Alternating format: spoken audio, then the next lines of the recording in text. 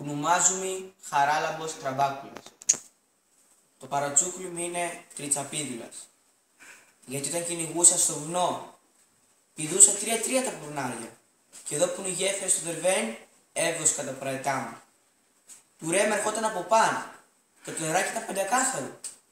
Τα ειδόνια και τα άλλα πλιά και λαϊδούσα σαν να το στον παράδεισο. Μια μέρα μαζεύτηκε κόσμος πλοίης και όταν της ρώτησα γιατί, είπε πως θα φαρτίνει το δρόμο και τον φάρδινε. Σε ψά πέρασε καιρός πολύς, εγώ πάλι εκεί. Πάλι μαζεύτηκε κόσμος πλοίης. Και όταν της ρώτησα γιατί, μου είπε πως θα κάνω γέφυρα. Στέρεψε το νερό. Το ρέμα έμεινε μισό. Τα πλιά λίγα. Εγώ πάλι εκεί.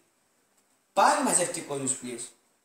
Και όταν της ρώτησα γιατί, μου είπε πως θα γκρεμίσω τη γέφυρα και θα κάνω κι άλλο δρόμο. Όταν γεννήκε δρόμος, δεν έμεινε τίποτα. Μη τρέμα, μη πραετά, μη πλιά. Μόνο θόρυβος, αυτοκίνητα και καυσαέρες.